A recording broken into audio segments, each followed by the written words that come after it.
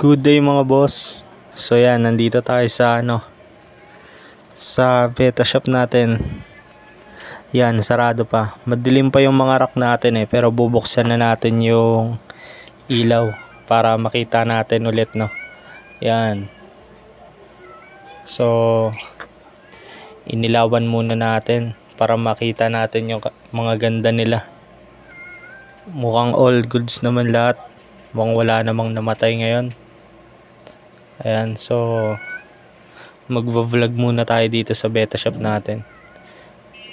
Yan, dahil tagal nating walang upload, ilang araw na rin. So papakita ko sa inyo mamaya yung mga update sa mga brinid kong mga beta na iba Ayan, so condition na rin tong Neon na to mga boss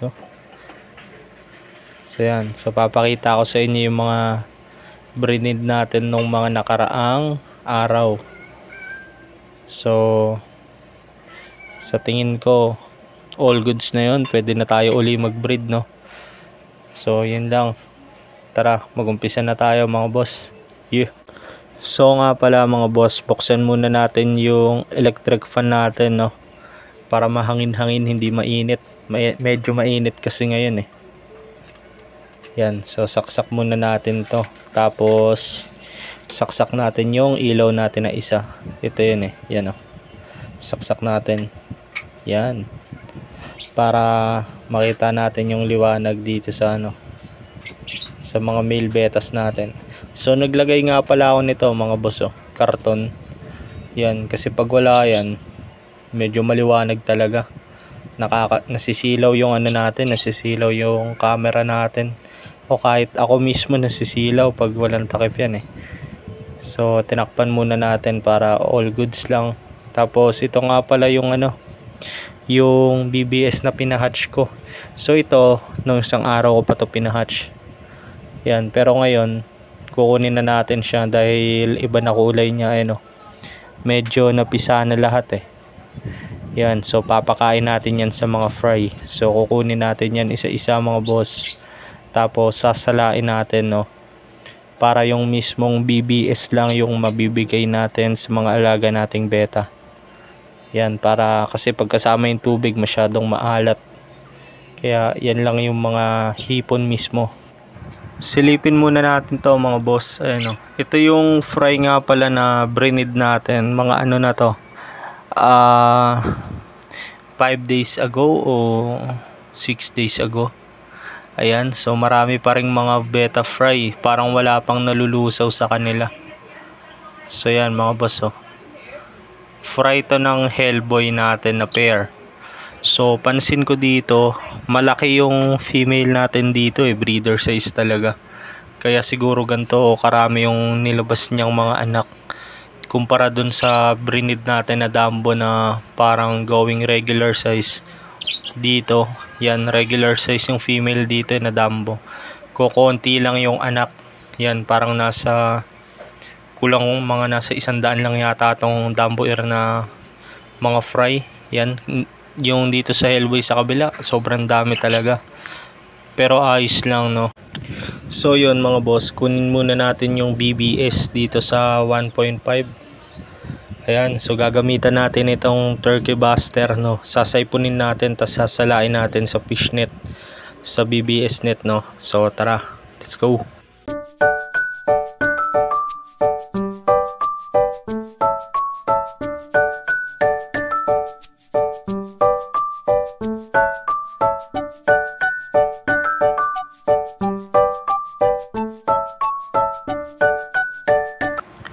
So yan mga boss, kung mapapansin nyo ginamitan natin ng BBS net na bulok tong natin, tong mga brine shrimp natin, para natin masala, at yung mismong brine shrimp lang yung ipapakain natin sa fry para hindi masyado maalat So yan, para balanse lang din yung tubig at hindi sila maalog pag nilagay natin So yan mga boss, wait lang, sorry sa camera nagbe-blurred So yan, so gagamitan lang natin ng stick yung pag drop ng BBS sa tubig para hindi maalog Yan, iiwasan natin maalog yung tubig nila. Baka maubos yung mga fry natin eh. So yan, dahan-dahan lang. Kasi yung BBS naman, pag binagsak natin dyan, nalangoy yan, paangat eh. Kaya kakainin pa rin yan ng mga fry natin pag umangat. Eh marami tong mga beta fry natin dito, kaya mas maganda na maraming BBS din ang ilagay natin para hindi sila kapusin sa pakain. Mas maganda yung sobra eh, para hindi mabansot. Ayan oh, ang dami pa ng beta fry oh. Diba? Kinakain talaga nila yung BBS. Pag mas marami silang nakakain na maproteina, mabilis sila magsilakihan. Yan, kaya hindi kakain ng oras, no. Minsan yung iba 5 months doon pa lang nila na out. Mas maganda to, mas maaga. Pag good size na mas maaga, mas maganda na. Ma-harvest na natin agad-agad, no. So yan, basic lang yung paglagay niyan mga boss. Iwasan nyo lang talaga alugin yung lagayan nyo para hindi maubos yung fry. Tsaka dapat takpan nyo yan. Pagtapos natin pakainin, tatakpan yan para hindi magkaroon ng kitikite. Uubusin kasi ng kitikite yan eh, pag nagkataon eh. So yan, lagyan natin lahat. Tapos yung tira na BBS, papakainin natin yung natin sa taas. Yung mas naunang brinid natin na dalawang pares, no. Yung neon tsaka yung Dumbo Ear. Dumbo Ear ba yun? Neon tsaka Hellboy din pala. Classic Hellboy na Star Tail. Yun, yung tira dito sa BBS, bibigay natin doon mamaya. So yan, kakain na yun sila. Yan mga boss, kitang kita nyo, sobrang active ng mga beta fry natin. Sobrang dami, para silang nagmumukbang ng brine shrimp dito. Ayan, so hindi sila nagagawan. Ito kagandahan pag maliit lang yung lagayan nyo ng breeding eh. Pag nag-breed, maliit yung lagayan nyo, mas madaling lumaki yung mga fry. Yan, pero mas mahalaga dito, alagaan natin yung tubig. Pag alam natin na mapupulyot na, ilipat na natin sila agad ng grow out para hindi sila maubos sa paglason ng tubig, no. Yan, so titignan lang muna natin tong mga to hanggang sa tingin na natin na kaya na nila sumabay dun sa mas malaking lagayan. Dun pa lang natin sila ililipat. Yan, kasi baka mabiglaran sila sa malaking lagayan eh. Yan, pero pag kaya na nila lumangoy-langoy ng maayos, lilipat na natin sila para hindi sila masiraan ng tubig dyan. Tsaka masyado silang marami, baka yung nila, yung paghinga nila sa tubig, no. Crowded na sila masyado. So yan mga boss, ito naman yung mga naka 1.5 natin na mga bote, no. Yan, mga beta rin to. Ang kagandahan lang dito, naaarawan sila. Yan, ito yung iba na nasa bote ng lapad. So nilipat ko na sila dito para malagyan ko sila ng talisay, no, para mas lalo silang gumanda. So yan, so naaarawan sila dito, mas gumaganda talaga sila eh. Ayan, nasa lapag lang sila. Mamaya pag nagbukas tayo ng gate, mas lalo silang maaarawan kasi open na yung gate natin, no.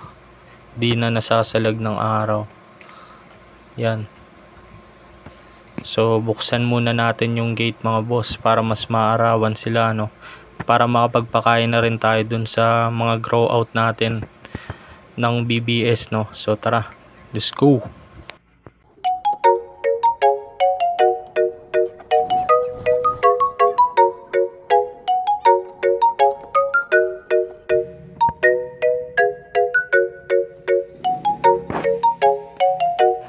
So mga boss, pansin ko lang dito, no. So yung breeding tub natin, nasisinagan din pala siya ng araw dito.